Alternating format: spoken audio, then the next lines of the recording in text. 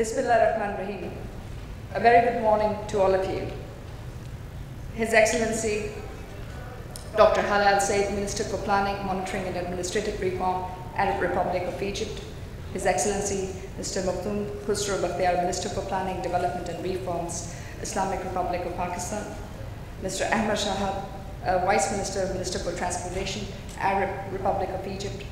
And Mr. Ahmed Antar, the First Under Secretary, Trade and Industry. And most importantly, Mr. Khalid Sarwat, Assistant Minister for Foreign Relations. And dear Excellency, ladies and gentlemen, it's a matter of great privilege and pleasure for me to be talking to you this morning about an issue which not only concerns Pakistan and Egypt, but also concerns the future of regional economic development. The South Asian Strategic Stability Institute, under the auspices of the Egyptian Ministry of Trade and Industries, and in collaboration with the Embassy of Pakistan in Cairo, has organized this Trade and Business Summit, TDAS 2018. We believe this summit is the first step towards celebrating the 70 years of Pakistan-Egypt's diplomatic relations. We also believe that this relationship is going to take us one step forward in terms of not only bridging our gaps, but also most importantly, linking our economies and the future of these two regions in terms of real substantive economic partnerships. It is believed that sea has been the gateway for global economic connectivity, and it has been the oldest communication highway. Yet the most dominant choice for countries to crave their economic destiny has also flowed through the seas through ancient times, and nothing has changed in modern times. The only difference is that we have got now new communication highways, going from air, land, sea, space, and most importantly, these communication interchanges between energy security, industrialization, and last but not least, most importantly, the future stability of supply chain. Maritime routes are an integral and important part of the global trade routes, regional connectivity, and economic development. It is to the development of these maritime routes that there has been a discovery of new lands and development of mankind today. Today, I am happy to be the messenger of the great economic transformation happening in my region. And as we witness this great change, let me state that the China-Pakistan Economic Corridor, the central component of the Belt Road Initiative, has something which has allowed this region to think differently also on developing new economic corridors for regional connectivity and development, not only for Pakistan but also for others to reap the benefits. But for this to happen, it is important that we develop this opportunity, promote trade, and increase the potential development of our combined economic future. Ladies and gentlemen, Pakistan and Egypt are stationed to be global economic leaders for industrialization, innovation, leadership as cornerstone economies of this changing global economic transformation. Both states together form an essential part of the global supply chains as they pass through the Strait of Hormuz to the Suez Canal. It is believed that more than 70+ world trade is passing through this ocean alone now, and it is likely to increase as these new corridors build up. Similarly, both Nile and Indus Valley civilization have since centuries shaped not only the trade, but will also shape the future economics of the world.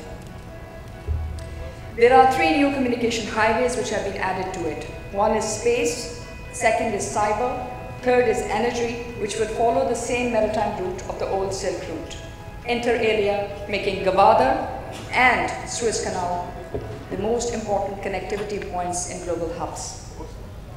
Similarly, the economic transformation will enhance the future cooperation also in terms of bringing together 2 things, which we believe under President Al-Sisi's initiative of expanding the Suez Canal by building the new second Suez Canal, as well as opening up the Strait of Hormuz for further economic connectivity, creates this new change.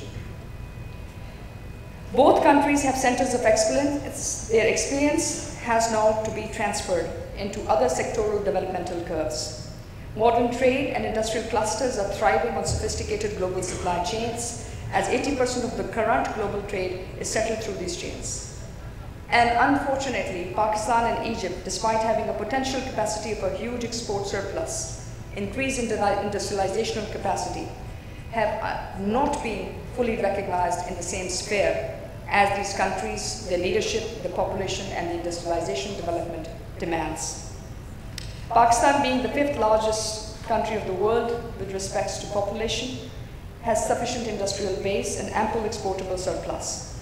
Unfortunately, due to limited market access and lack of global branding, the country has merely exported $23 billion. Similarly, Egypt has got a population of 95 million and a GDP of almost $336 billion.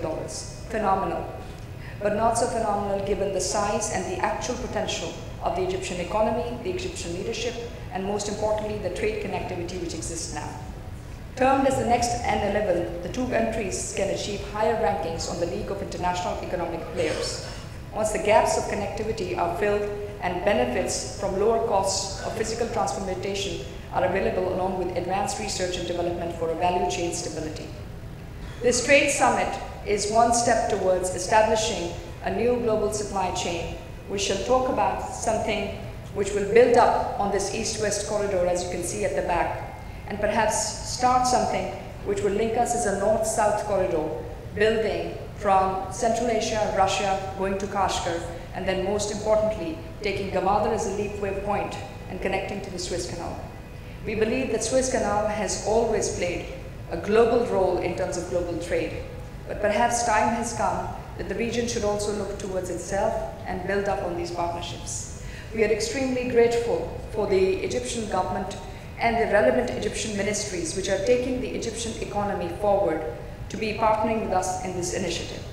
We also believe that the digital Silk Route, which will now be passing through it, will be creating these new dimensions of connectivity, hope, industrialization, and lead us to the 4th industrial revolution.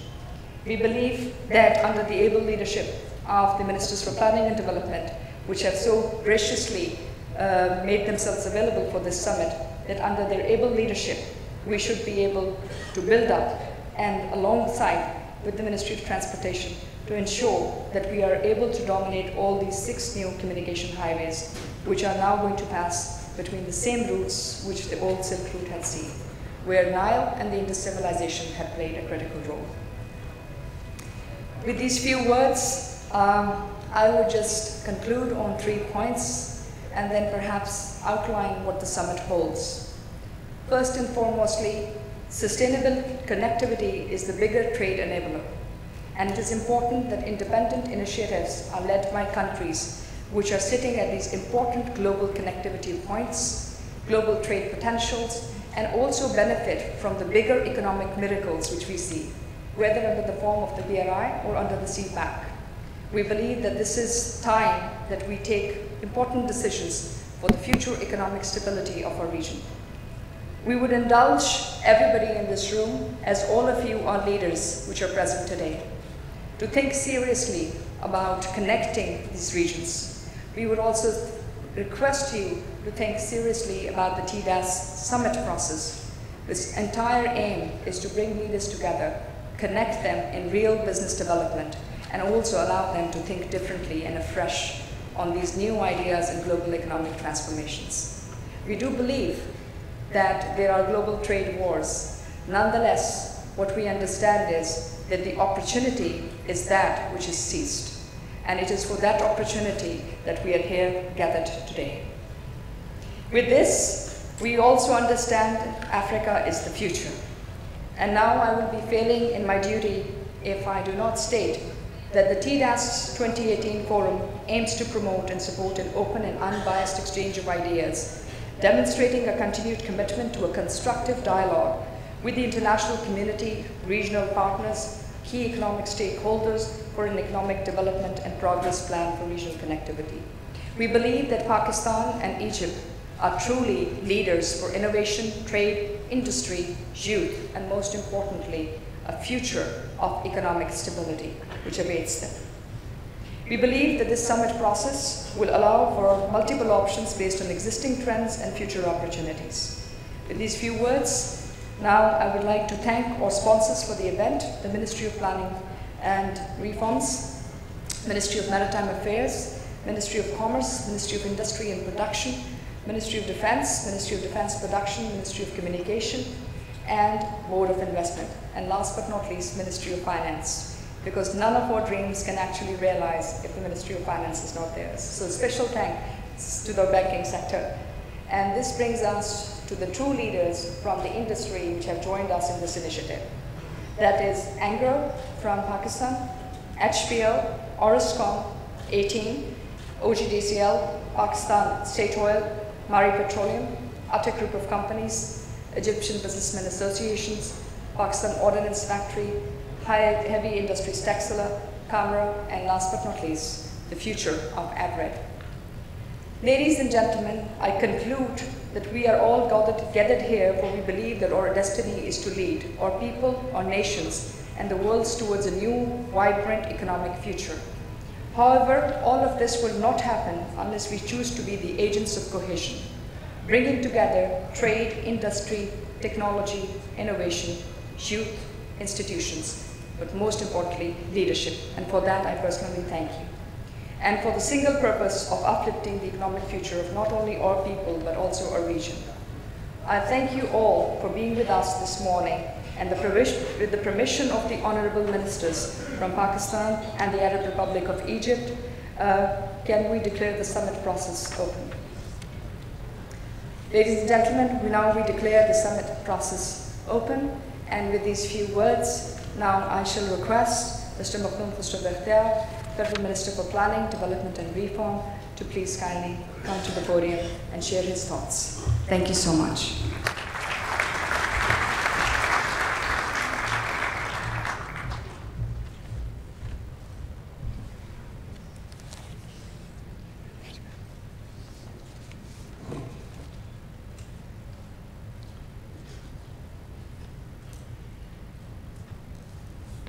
Bismillahirrahmanirrahim.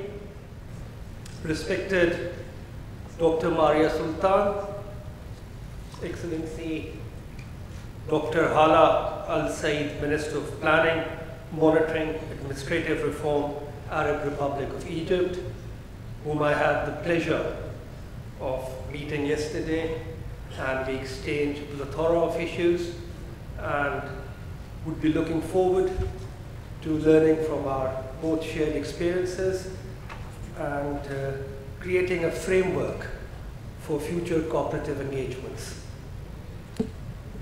His Excellency Dr. Amar Shah, Vice Minister, Ministry of Transportation, His Excellency Ambassador Khalid Said, Assistant Minister, His Excellency Mr. Ahmed Antar, First Under Secretary, Ministry of Trade and Industry, distinguished guests, excellencies, ladies and gentlemen, and the captains of industry from private sector, public sector, from Pakistan. I must welcome them all. And here I stand next to, in such close proximity with the Nile. This single engineering marvel of Suez Canal has, in recent history, been an engine of transforming the global trade patterns. And I wish them, the government of Egypt and the people of Egypt, a very promising future with the expansion of the Suez Canal and the structuring of Suez Canal economic zone nearby. I'll get back to how do we manage, how do we build that connectivity between the Suez Canal and our plans for the future of Gawada. It is indeed a matter of great honor and privilege to represent Pakistan at this August forum, the TDAS 2018, to discuss the huge economic potential of two great nations. Egypt and Pakistan have the potential to build on this platform in the near future. This trade summit also marks the 70th anniversary of Pakistan-Egypt diplomatic relations. Both countries, being close partners, have assisted each other in times of crisis. Egypt and Pakistan occupy strategically important positions on the footprints of modern Silk Route and arising geopolitical and geo-economic realities. Having been naturally endowed with a wealth of natural and human resources, the two countries represent vast economic potential and aspire to carve out a new boundaries of economic well-being and prosperity. Ladies and gentlemen, standing at the crossroads of future economic perspectives, the Belt and Road Initiative has emerged as the massive infrastructure development initiative connecting more than 70 nations of the globe across the continents. The initiative has the potential to recreate the existing economic, trade, and finance boundaries by unleashing new opportunities for the participating nations. CPAC, which stands for China-Pakistan Economic Corridor, is the flagship project of this BRI initiative and a practical manifestation of Pakistan's China deep strategic relations, which even predates the new initiative of CPAC. Pakistan and China are close partners in taking the CPAC forward and have added another dimension to their partnership. Pakistan has also undertaken a massive upgradation of its infrastructure under the Chinese-Pakistan Economic Corridor, the flagship project of BRI. Let me take a pause here. The CPAC being the icon of BRI, the total projected early harvest projects between Pakistan and China in a bilateral arrangement are to the tune of approximately 50 billion US dollars. It provides for the energy sector with a varied fuel mix and our growing economic energy needs of a growing economy like Pakistan. Similarly, we have upgraded our infrastructure connectivity from north to south. And in this very project, there is a further upgradation of other infrastructure-related projects like the ML1, which is our rail network upgradation. But having said that, we believe that the jewel of this whole CPAC is Gawada. Gawada has been operationalized in 2016,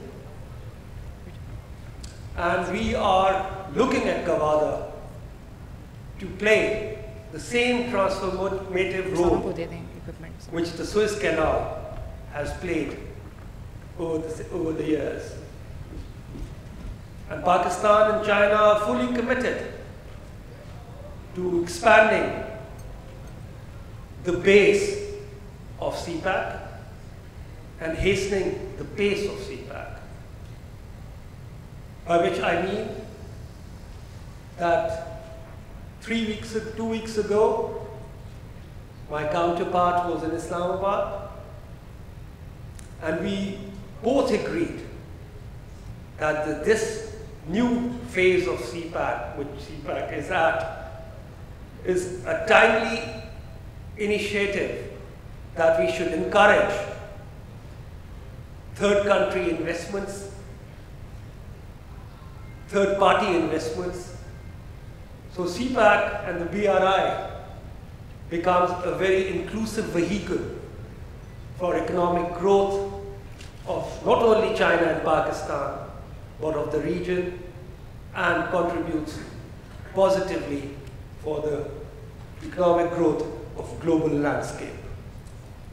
Ladies and gentlemen, let me reiterate that due to the unique geographical location and economic potential, both Pakistan and Egypt are destined to gain the most. Having almost similar GDPs, and yesterday when I was talking to the Minister of Planning, I did realize before meeting her, but after meeting her, the challenges and the structural realignments and adjustments which our both economies need are pretty much similar. And I have seen a couple of faces who are working with the Minister for Planning and Development of Egypt from different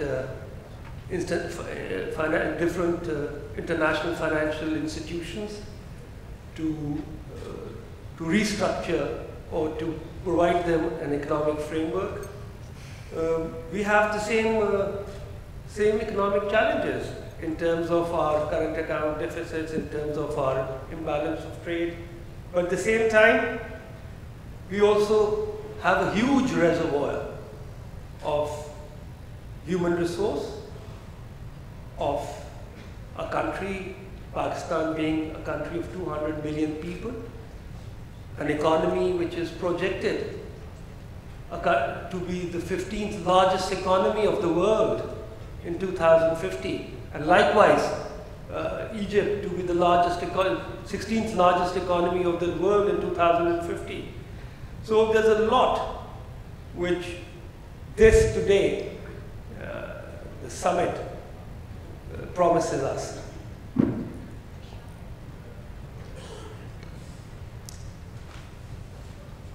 Ladies and gentlemen, it is indeed a privilege to announce that through TDAS and CPAC BRI Summit, we will greatly boost the economic potential of the Indo-Mediterranean region collectivity.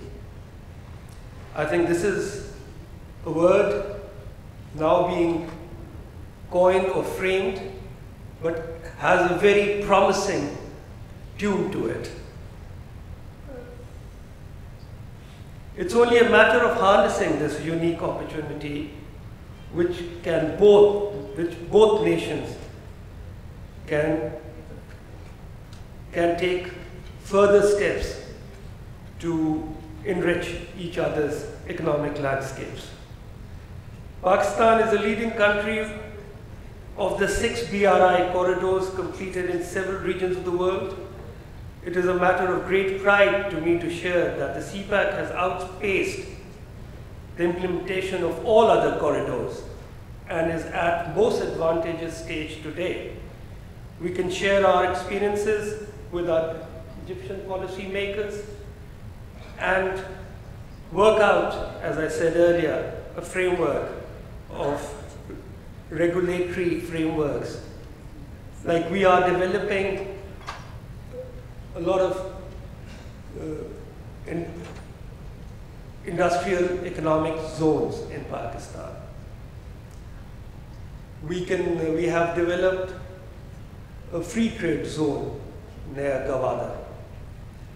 Similarly, on the same footings as the Suez Canal economic zone. So there's a lot which we can share with each other as to how to harness the true potential of this very important geographically located areas. To conclude my talk, let me emphasize that we are facing a very bright horizon. Our macro dynamics and fundamentals are very supportive to gain from CPAC BRI initiative by mutual collaboration. We can become the masters of our own destiny of economic prosperity and social well-being, and become the lead countries of our respective regions. And today, I must congratulate again Dr. Maria Sultan, the organizers of SASI, for organizing this summit. As a famous Chinese proverb goes, a journey of 1,000 miles starts with a single step. Let it be that single step. And let's all, Egypt and Pakistan, take that step together. In the end, all I thank you all for your patience. And Tahiyya, Misr, and Tahiyya, Pakistan. Thank you.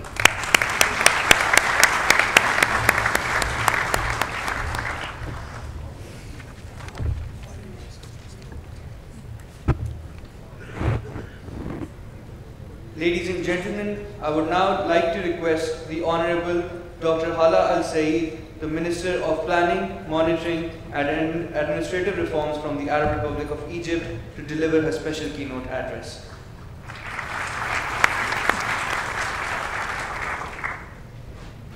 Bismillah ar-Rahman ar-Rahim. Your Excellency, Mr. Makhdoom Bakhtiar, Minister of Planning and Development in Pakistan, Dr. Maria Sultan, distinguished guests, ladies and gentlemen. First, let me welcome all our colleagues, brothers and sisters and friends from Pakistan, and allow me to give my word in Arabic. So if you need your simultaneous translation equipment.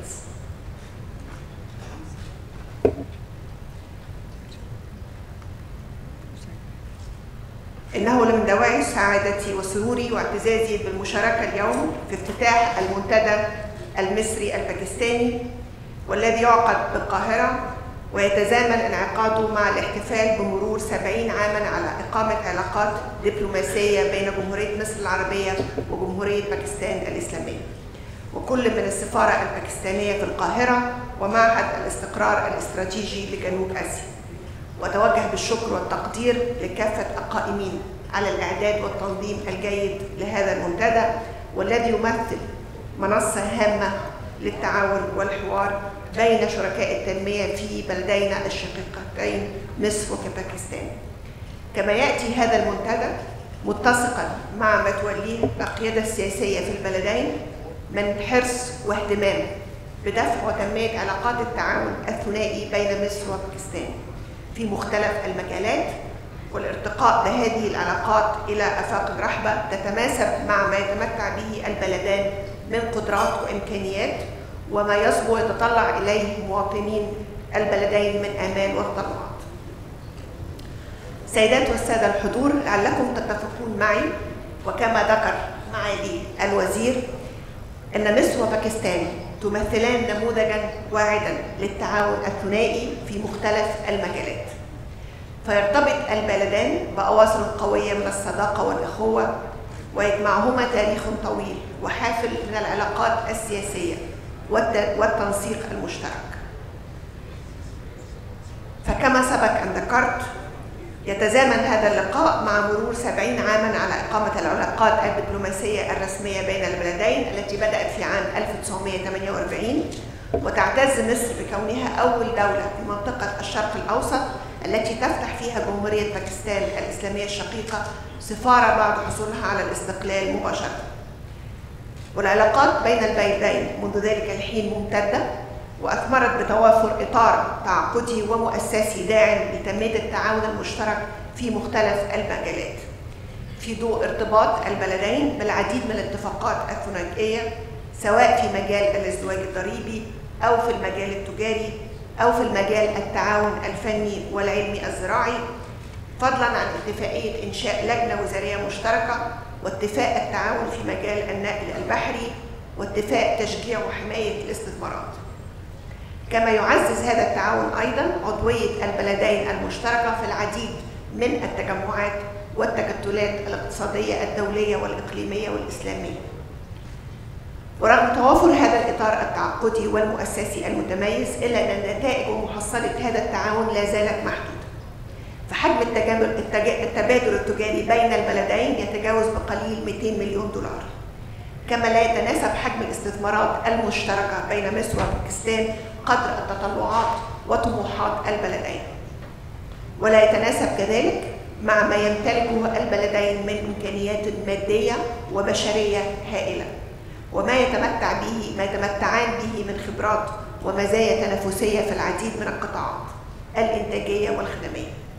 فيتمتع مصر كل من مصر وباكستان وفرة في السكان وفي العنصر البشري، وبما يوفر سوقا كبيرا للمنتجات والعمل الذي يعد أحد المقومات الرئيسية لتحقيق التنمية الاقتصادية والاجتماعية المستدامة.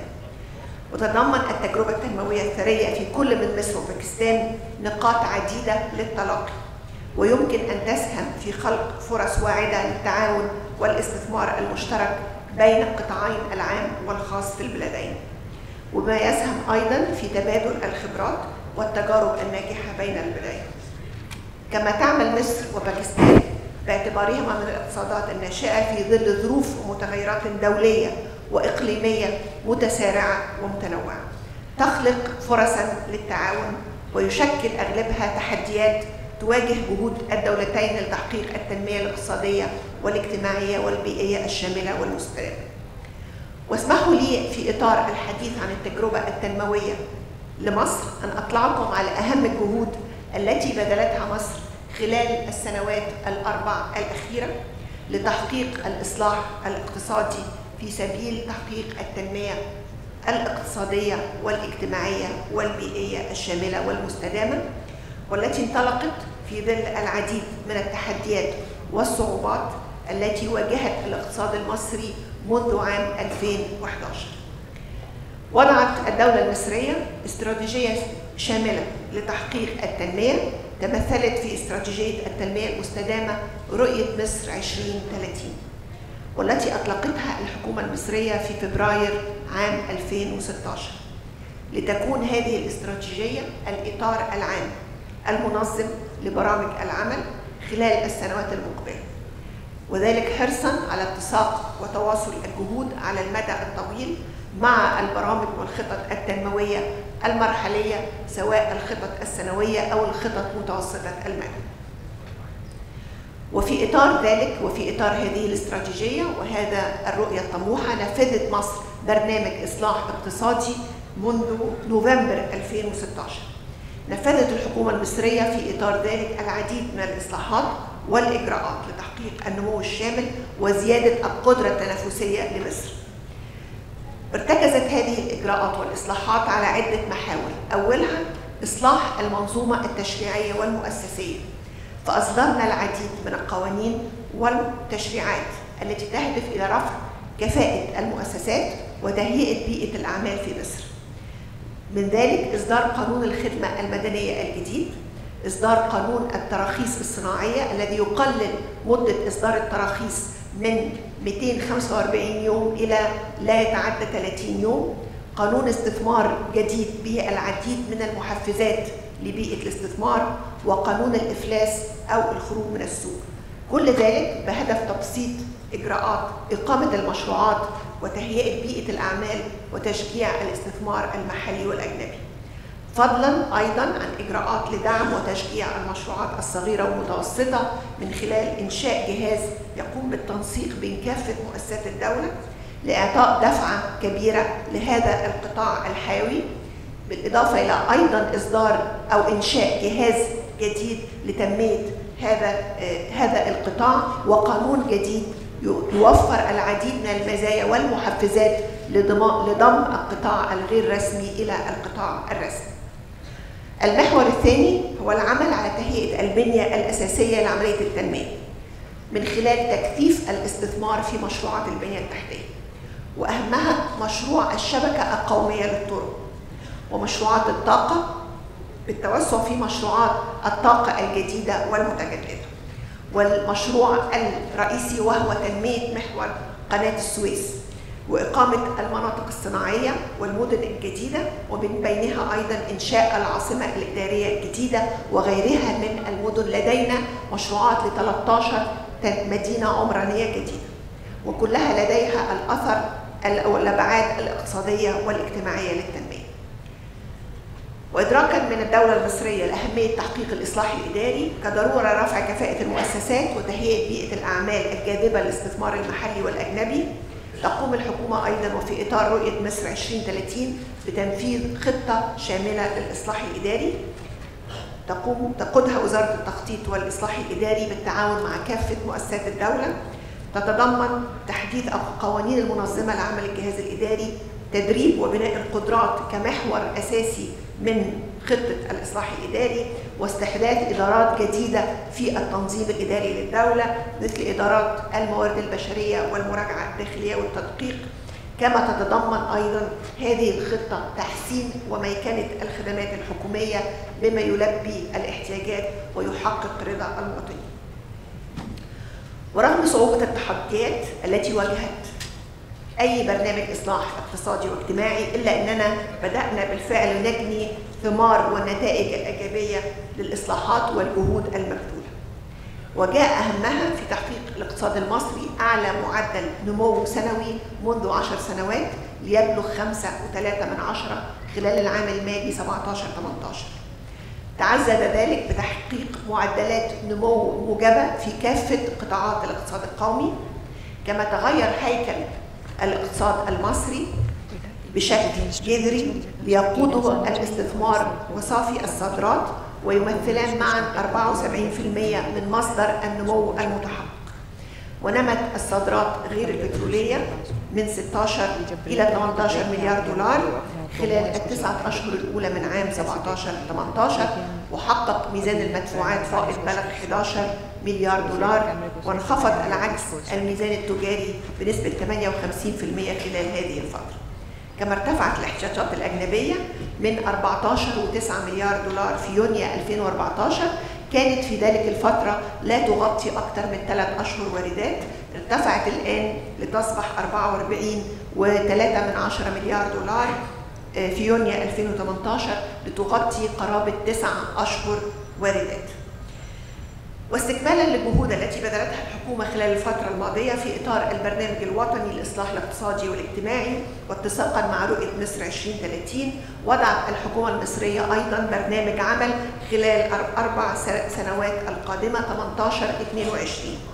ترتكز محاوره على إعطاء دفعة أولوية قصوى لحماية الأمن القومي المصري بمفهومه الواسع، يتضمن أمن المواطنين، الأمن المائي والأمن الغذائي وأمن الطاقة، وكذا المفهوم الشامل لبناء الإنسان المصري في الصحة والتعليم والثقافة والرياضة. وإحنا أطلقنا بالأمس المدارس فتحت والجامعات فتحت امبارح، فأطلقنا بالأمس المنظومة الجديدة للتعليم، منظومة التعليم المصري الحديثة اللي بتبدأ في مراحل رياض الأطفال والصف الأول الابتدائي. كل هذا للعمل على تكوين شخصية مصرية قادرة على التعامل الإيجابي مع المستجدات المحلية والدولية. وفي مجال التنمية الاقتصادية تستهدف الحكومة أيضا رفع معدلات النمو الاقتصادي بشكل تدريجي لتصل إلى 7% في نهاية 21-22، وتعزيز دور الاستثمار الخاص في دفع عجلة النمو الاقتصادي بمواصلة الجهود لتحسين بيئة الأعمال، وخاصة ما يتعلق بميكنة إجراءات تأسيس الشركات وتبسيط التكلفة، خفض التكلفة بتاعتها، بالإضافة لإنشاء 12 منطقة استثمارية جديدة وتأسيس منصة شاملة لتحفيز بيئة وريادة الأعمال. كما تولي الحكومة المصرية أهمية بالغة لتعزيز تنافسية قطاع الصناعة بما يعمل على زيادة معدل النمو الصناعي من 6% إلى 10.7% في نهاية عام 22، وذلك بالتركيز على إتاحة الأراضي الصناعية بأسعار تنافسية في كافة المحافظات، وتبسيط إجراءات التراخيص والتوسع في المجمعات الصناعية المتكاملة بإنشاء 13 مجمع صناعي جديد. هذا بالإضافة إلى العديد من الإصلاحات الهيكلية التي تعزز من قدرة وتنافسية القطاع الصناعي بصفته القطاع الرائد لكافة القطاعات في الاقتصاد القومي. كل هذه الجهود تستهدف في مجال تحسين بيئة الأعمال، تستهدف بالدرجة الأولى توفير المزيد من فرص العمل اللائقة. تستهدف الحكومة توفير ما بين 700 إلى 900 ألف فرصة عمل سنويا، وهذا يعني خفض معدلات البطالة إلى 8.4% في نهاية عام 21-22. وفي إطار تواجدنا اليوم في منتدى المصري الباكستاني وما يمثله من مشاركة متميزة من نخبة من المستثمرين والمسؤولين الحكوميين في البلدين. أود أن أشير إلى ما تسعى إليه الحكومة المصرية من خلق نوافذ متعددة للاستثمار والشراكة الفاعلة بين القطاعين العام والخاص المحلي والأجنبي بهدف تعبئة الموارد وتعظيم الاستفادة من إمكانيات وأصول وموارد الدولة غير المستغلة، وإعطاء دفعة قوية لتحقيق التنمية المستدامة ومراعاة حقوق ومصالح الأجيال القادمة. فقد أنشأت الدولة المصرية صندوق مصر السيادي، حيث صدر منذ أسبوعين قرار السيد رئيس الجمهورية بإصدار قانون 177 لسنة 2018 بإنشاء صندوق مصر السيادي برأس مال مرخص به 200 مليار جنيه ورأس مال مدفوع 5 مليار جنيه. وتستهدف الحكومة المصرية أن يكون هذا الصندوق أحد الآليات الفاعلة لتعزيز الاستثمار المشترك مع الأفراد والصناديق السيادية والمؤسسات المالية الكبرى لضخ رؤوس أموال وتوفير التمويل للمشروعات الداعمة لتحقيق التنمية المستدامة.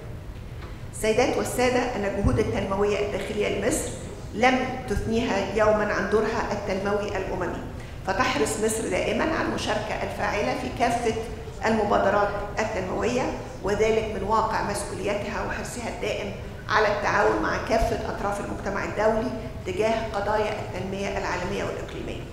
فتشارك في الجهود الأممية لتحقيق التنمية المستدامة في إطار الأمم المتحدة من خلال خطة التنمية المستدامة 2030، والتي شكلت الركيزة الأساسية التي انطلقت منها الأهداف والخطط الوطنية والإقليمية، وأجندة تنمية وتحديث أفريقيا 2063، وكذلك مبادرة الحزام والطريق. كما تؤمن مصر بأهمية التكامل بين مبادرات التنمية المختلفة، وأن تأتي كل هذه الجهود منسجمة وداعمة لهذه المبادرات. وفي هذا الإطار تقدم مصر للعالم المنطقة الاقتصادية لقناة السويس كمركز لوجستي واقتصادي عالمي يسهم بفاعلية في تطوير حركة الملاحة والتجارة الدولية، ويفتح آفاق استثمارية رحبة في مجالات عديدة ومتنوعة وواعدة، خاصة في قطاعات النقل والطاقة والبنية التحتية والخدمات اللوجستية والتجارية. يكون محور قناة السويس كما تفضل ذكر الدكتورة ماريا ومعالي الوزير رابطا تجاريا واقتصاديا يتكامل مع كافة المبادرات الإقليمية والدولية. كما جاء في إطار التفاعل المستمر مع قضايا المتعلقة بتحقيق التنمية مشاركة مصر الدائمة في المنتدى السياسي رفيع المستوى للتنمية المستدامة، والذي عقد أخيرا في نيويورك في شهر يوليو الماضي. وبادرت مصر ضمن 47 دولة بعرض تقرير المراجعة الوطني الطوعي لجمهورية مصر العربية الفولنتري ناشونال ريفيو، والذي تناول الإنجازات التي حققتها مصر في عديد من المجالات، منها الصحة والمياه النظيفة والطاقة الجديدة المتجددة والمدن المستدامة، والتي توليها الدولة المصرية أهمية كبرى، الجرين ايكونومي والجرين سستينبل سيتي. كما نظمت مصر عدد من الأحداث الجانبية على هامش أعمال المنتدى، سواء بصفتها الرئيس الحالي لمجموعة 77 والصين أو بصفتها الوطنية تمحورت حول الاقتصاد الأخضر وتوظيف الشباب ودور التكنولوجيا والابتكار في تحقيق التنمية المستدامة، إضافة إلى التعرف على خبرات الدول الأخرى وتجاربها والتحديات التي تواجهها والجهود التي تبذلها للتغلب عليها. سيدات والسادة، الحضور الكريم، لا يسعني في ختام حديثي أتوجه مجددا بخالص الشكر والتقدير للقائمين على التنظيم والإعداد الجيد لهذا المنتدى. برحب بجميع الضيوف الكرام من الشركات والمؤسسات العامة والخاصة في جمهورية باكستان، مع تمنياتي لعمل المنتدى ولكافة المشاركين بالنجاح، ولضيوف مصر طيب الإقامة في مصر، ولباكستان الشقيقة حكومة وشعبا بدوام الرقي والتقدم. وأكرر ما ذكره زميلي معالي الوزير: تحيا مصر، تحيا باكستان. شكرا.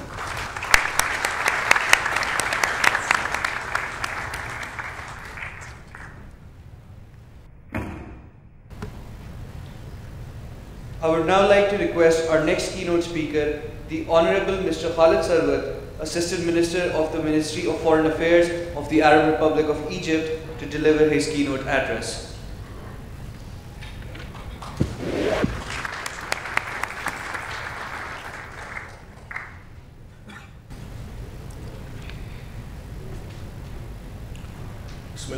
Rahim. Your Excellency, Dr. Hala Al-Said, Minister of Planning, Monitoring and Administrative Reform. Your Excellency, Mr. Maktoum Khusru Bakhtiar, Federal Minister of Planning, Development and Reform. Distinguished guests, ladies and gentlemen, Assalamu alaikum.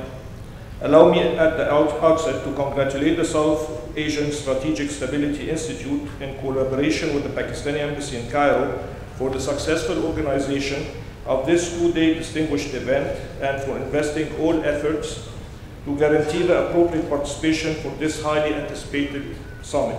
I would like in this regard to welcome our guests whom have flown in from Pakistan to participate in this event, wishing them a comfortable and memorable stay in Egypt, and hope that the discussions raised will assist in formulating our way forward towards enhancing our bilateral relations in all fields. Let me begin by stressing the fact that celebrating 70 years of Egypt-Pakistan diplomatic relations entails historic events that have brought the two countries closer and have become significant milestones in the bilateral relations.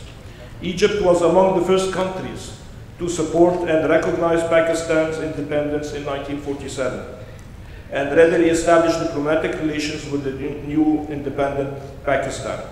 The common values that we share helped in aligning us together to safeguard the sovereignty and interests of Muslim and developing countries, which was manifested in our cooperation within the Organization of the Islamic Conference, the Non-Aligned Movement, and the United Nations and other relevant organizations. In this context, there is also the continued coordination between our two countries for the support of the Palestinian struggle, and of course, Egypt as a member of the OIC has supported all efforts and initiatives to uphold the rights of the Kashmiri people. These common values have helped in charting our political relation. And there are several mechanisms which include the bilateral consultations and the Joint Ministerial Commission that enables us to exchange views and set the path for strengthening cooperation in all fields of interest. One of the most appreciated aspects of the bilateral relations has and always will be the military and security cooperation, which is reflected in the exchange of high-level visits by military and security officials from both sides.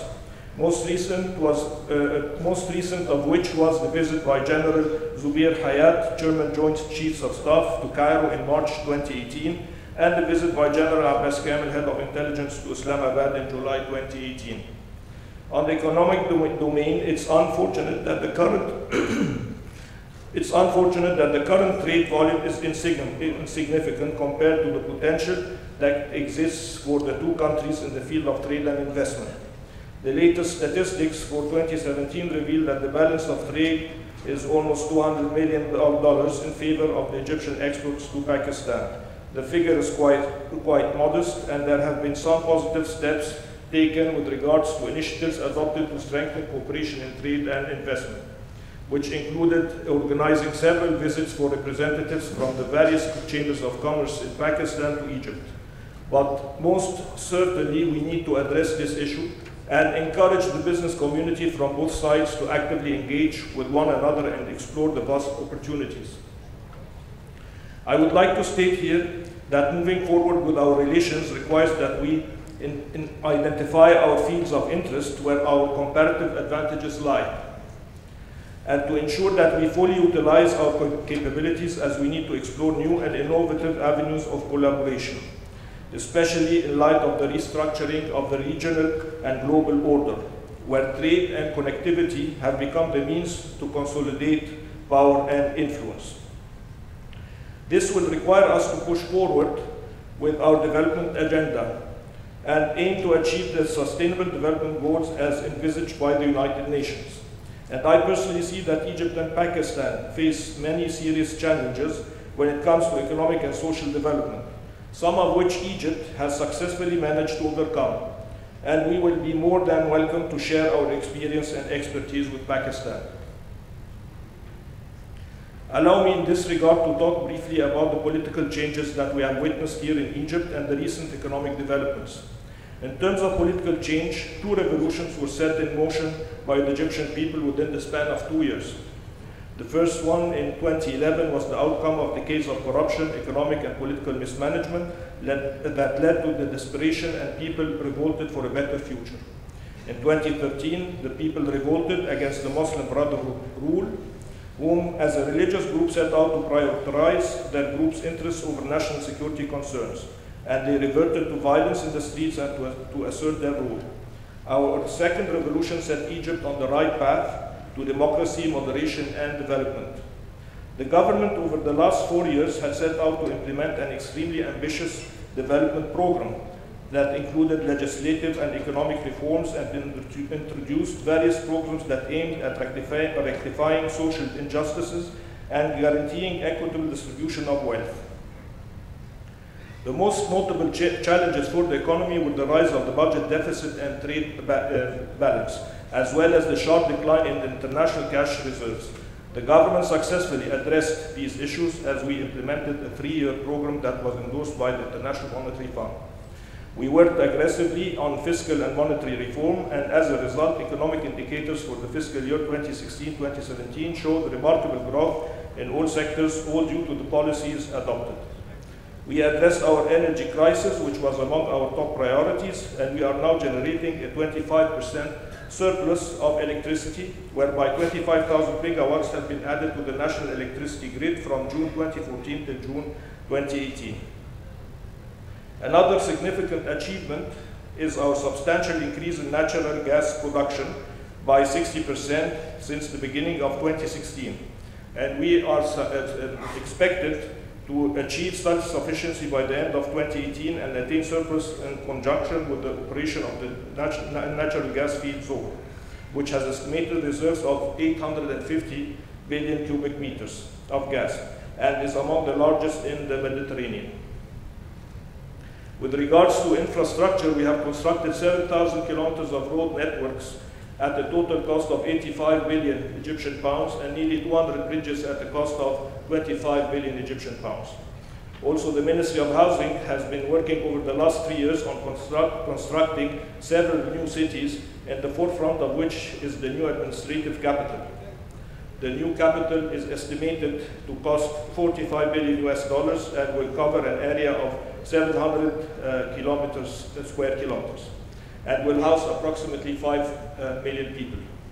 Other new cities include the new Alamein, East Port Said, Al Galala, New Ismailia, West Kenaf, and the new Mansoura.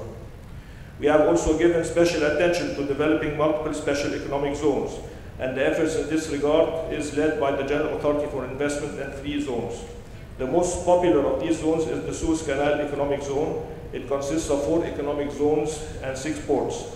The first phase of the project is currently underway with 1.1 billion US dollars investments from 86 Chinese companies. The expected annual revenue for the project when completed is 100 billion US dollars. I would like here to shed light on one of the most significant development projects pursued by our leadership, and that is the construction of the second waterway of the Suez Canal, where the President called upon Egyptians to invest in the project and raise the necessary funds. Egyptian citizens invested $8.5 billion in just 6 days, and work started immediately. The money raised surpassed what was required, and the project, which was scheduled for completion in 3 years, was done only in 1 year, and was inaugurated in August 2015. And as I mentioned this, I have to say that we applaud His Excellency, the Honorable Prime Minister of Pakistan, Mr. Imran Khan's initiative to build the Damar Basha and Mohman Dam from Pakistani donations, and we wish the success of this endeavor. Constructing the Suez Canal second waterway is part of the development of the Suez area, which includes establishing the Suez Canal Development Corridor, which entails developing the 3 cities located in the Suez Canal region, which are Suez, Ismailia, and Port Said. This whole region is of great significance to regional and global maritime trade routes, and is one of the links in the maritime corridors of the Belt and Road Initiative. And therefore, there is great focus on developing these cities to transform the Suez area to prominent trade and logistical hub.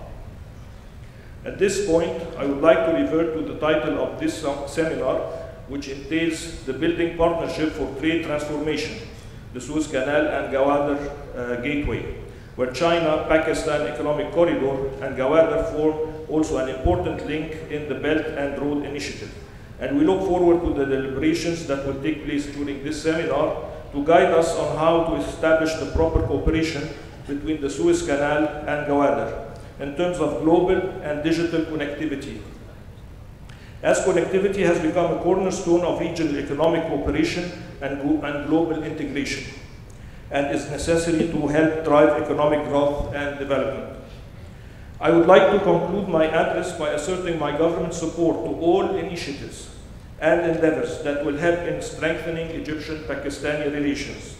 And I know that our two countries are determined to move forward, and this is demonstrated by the envisaged meeting of our two foreign ministers in New York during this week.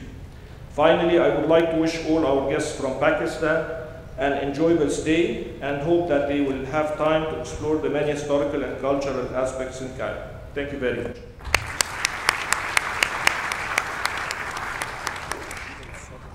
Thank you.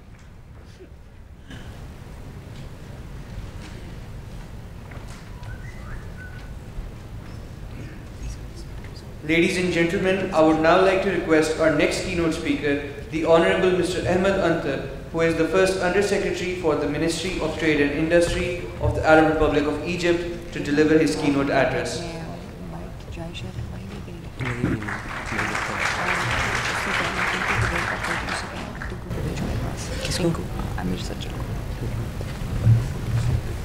Bismillah ar-Rahman ar-Rahim. Her Excellency Dr. Hala Saeed, Minister of Planning, Monitoring and Administrative Reform, the Arab Republic of Egypt, His Excellency Mr. Mahdoum Khurshid Bakhitar, Federal Minister of Planning, Development and Reforms, the Islamic Republic of Pakistan, Dr. Maria Sultan, President and Chairperson of the Sassi Institute, distinguished delegates, ladies and gentlemen. It gives me great pleasure to be among such a distinguished gathering today.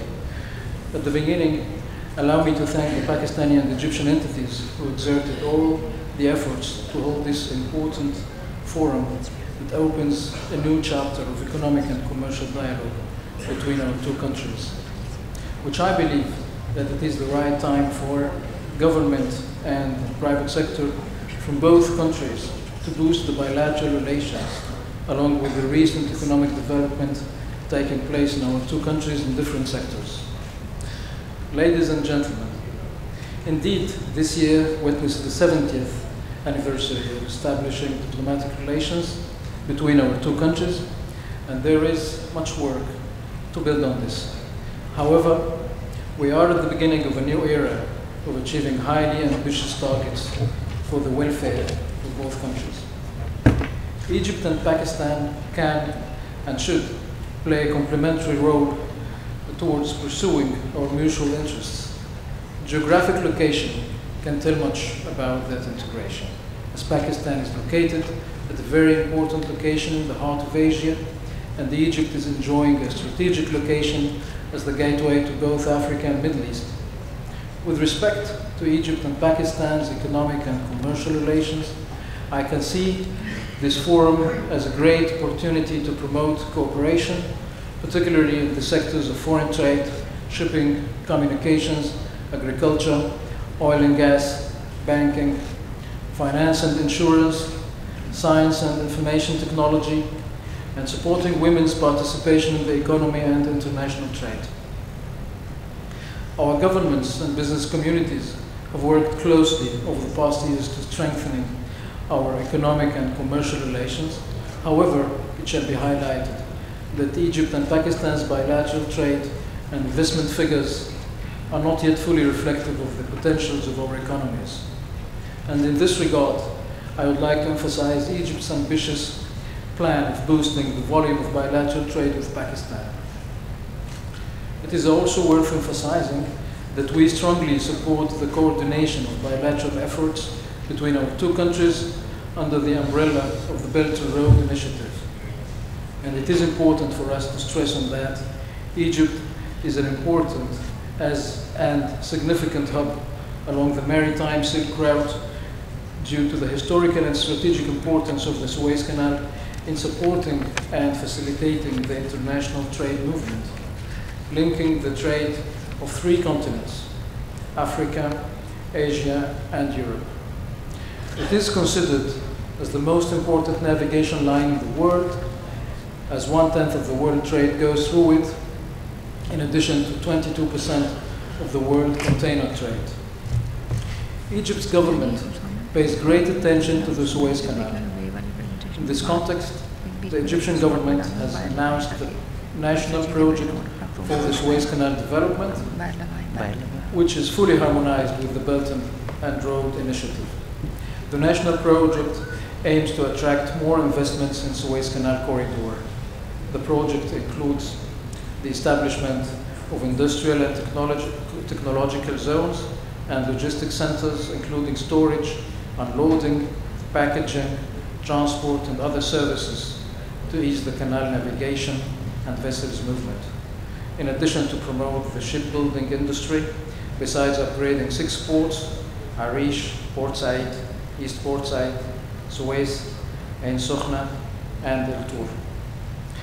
Ladies and gentlemen, let me highlight the main features of the Egyptian economic reform. In 2015, the Egyptian government started an ambitious economic reform program that stems from a comprehensive overall national sustainable development strategy, Egypt 2030, putting the economic aspect at the very core of its scope.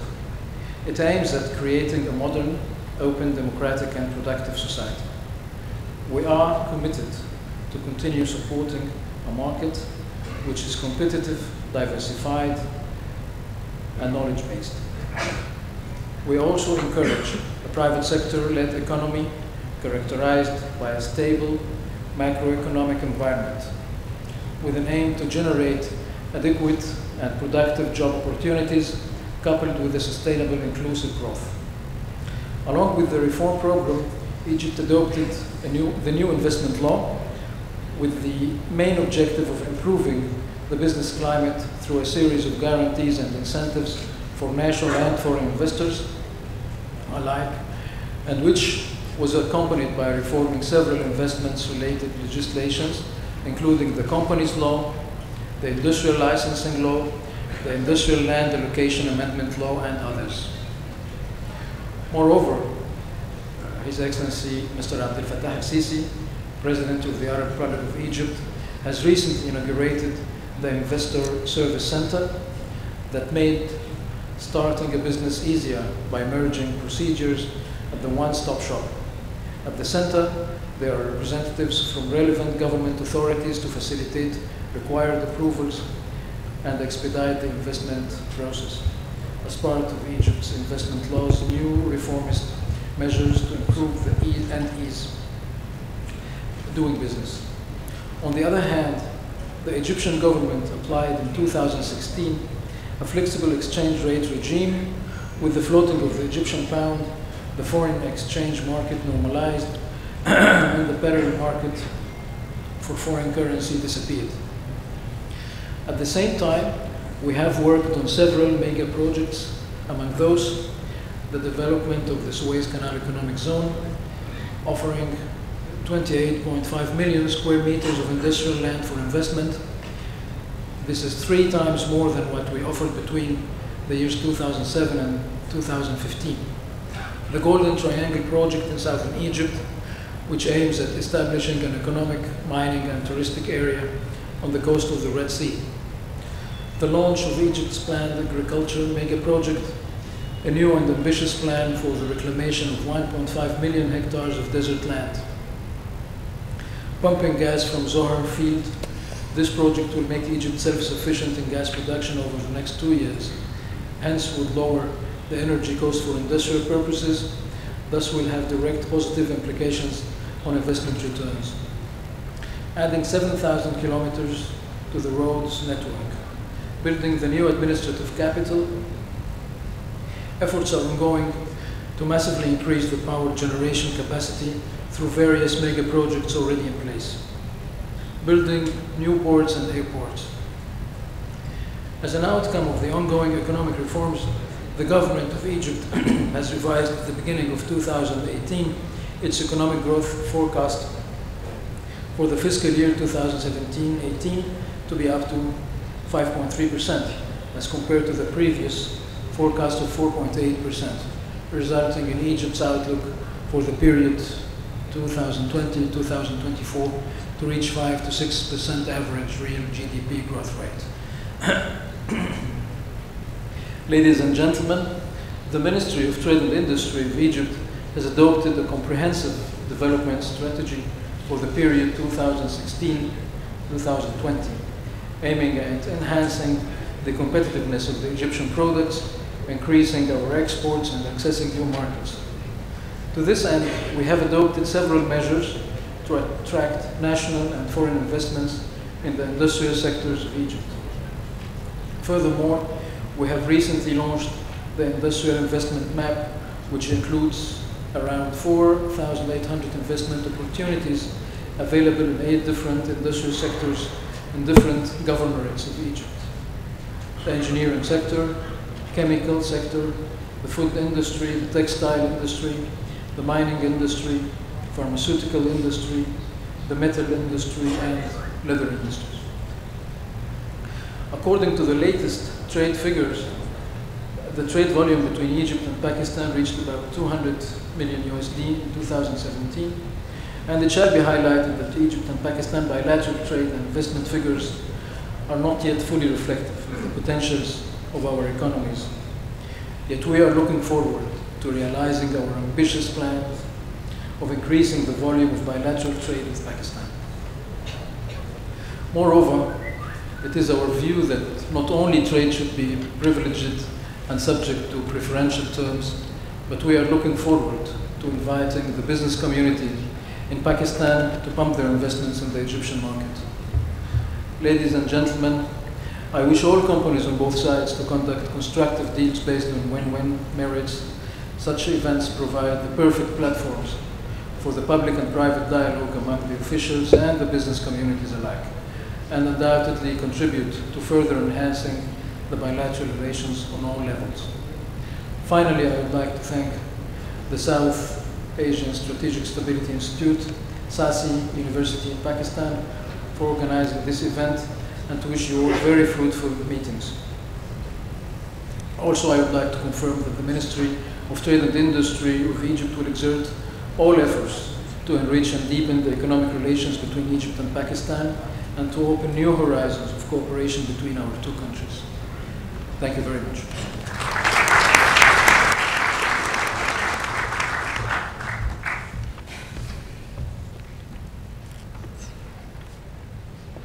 Ladies and gentlemen, I now request the Honorable Mr. Shoaib Ahmed Siddiqui, the Federal Secretary of the Ministry of Communications from the Islamic Republic of Pakistan, to deliver his keynote address.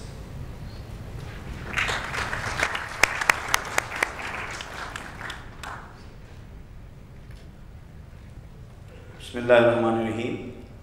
My very Honorable Minister Khusro Bakhtiar, Honorable Minister Planning Egypt, Dr. Hala, Dr. Maria Sultan, Excellencies, and distinguished ladies and gentlemen.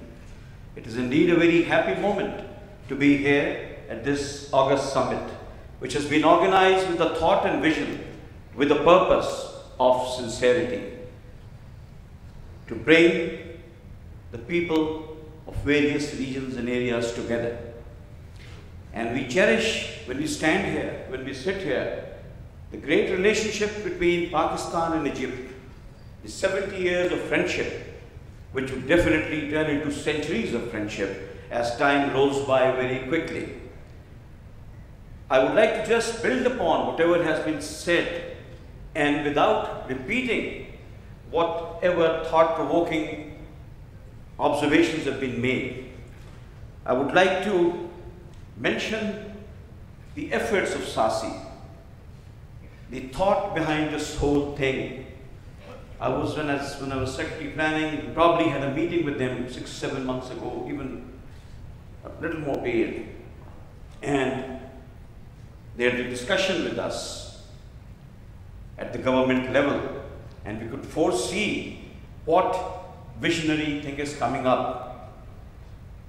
And when there is commitment, when there is determination, ideas turn into reality.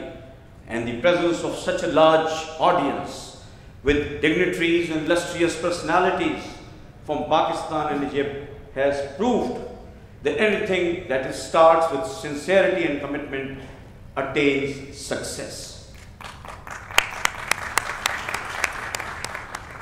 So I would very strongly appreciate the efforts of Dr. Maria Sultan and her team. The concept of linking Gwadar to Suez Canal, the River Nile, these terms, these historical places we've been reading in our books since childhood. We have been reading about these in the newspapers. Now these are coming closer to us. As our minister said, the jewel of CPEC, the great visionary relationship and friendship and shared prosperity initiative between two great countries, China and Pakistan. The jewel of the investment of CPEC, Gwadar, which is fast expanding and turning into a prosperous zone, is going to be linked with Nile. And we are entering into the unexplored areas of Africa, where so much of trade and human potential lies. Unfortunately, due to various reasons, various undesirable activities from various fronts, various countries, these could not prosper. These could not move ahead. We, despite being blessed with natural endowments of human resource and mineral resources and geographical resources, have been deprived, have not been able to harvest what should have been harvested much earlier. But as in English, you say, it is never too late, and that moment has come. Shakespeare said, to be or not to be is the question. And today we say, to be is the question. It has to be. It has to move forward. And this relationship is going to be there for exploring what is in the waters, for connecting the waters, the land routes, the technological routes, the air routes between Pakistan and Egypt, and linking so many other countries alongside. Our great national poet, Dr. Allama Muhammad Iqbal said, well, I'll just say the verse in Urdu and then I'll translate it. Neel ke sahil se lekar tab khake Kashgar. From the coast of Neel, from the bank of Neel to the lands of Kashgar, and that dream is now turning into reality. And that is a great happy moment when dreams turn into a reality. Our governments need to realize this and work hard towards these goals with commitment. And we assure you that in Pakistan, the government is fully committed to development and prosperity of the people, to peace in the area, in the region, leading to the global peace, and also great relationships, economic as well as diplomatic relationships with countries of the region and even beyond. So with that commitment, with that instructions which our Prime Minister has given to the civil bureaucracy, we are all stand committed to make such initiatives a great success for the better of our future and the future of our people. People who comprise more than 50% of youth, a great dividend, a great resource, if not capitalized properly, can be detrimental to the world peace and order. And same is the case with Egypt. They have a great young population, and we need to take care of them, and that is only through socio-economic development. That is how frontiers can be made stronger and safer. That is how our defense can be made stronger. And one of the days when we can only talk and talk and talk, we have to really work with commitment to make these things a reality, to make economic gains, because economic prosperity or economic improvement is the greatest weapon in these days to foster peace and to show deterrence. So ladies and gentlemen, we have a great youth population. We have a great female population, a very well empowered, who is more and more getting empowered with. They are visible everywhere in our country, and we need to harness their potential also for the well-being of all this.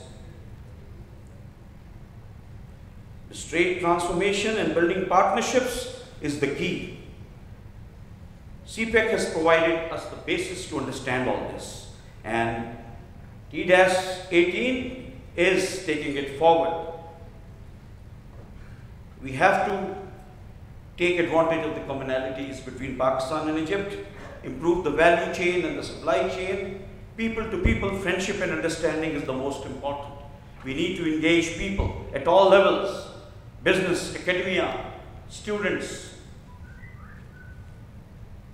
military, government, politics, parliament.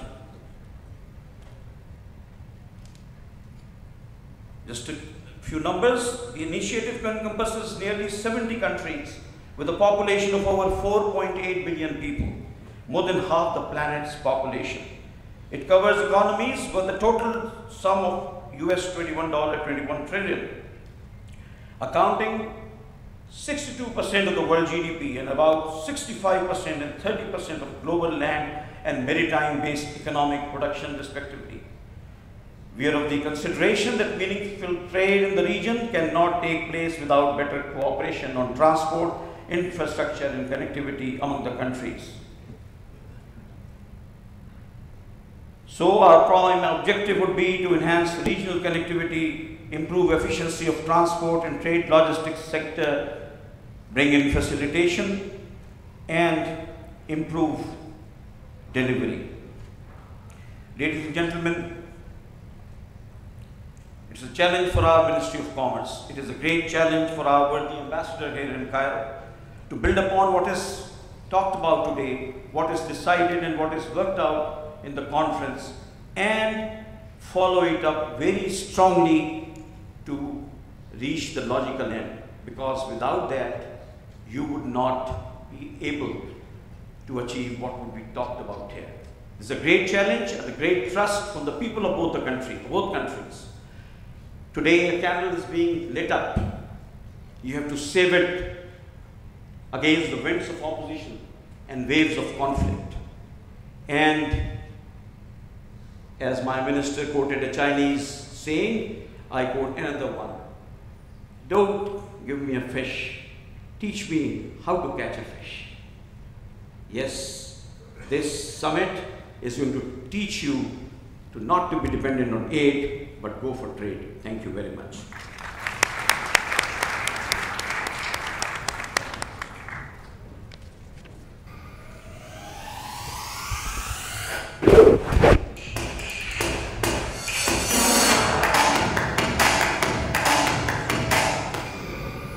Ladies and gentlemen, we will now request you for a networking break, and I will be not failing in my duty if I ask all of you to raise a strong round of applause for the honorable ministers and the people and their leadership for giving us the necessary start for starting to a fruitful deliberations. Thank you all. Please join us for a tea, and then we shall start on as far as the summit process goes. Thank you.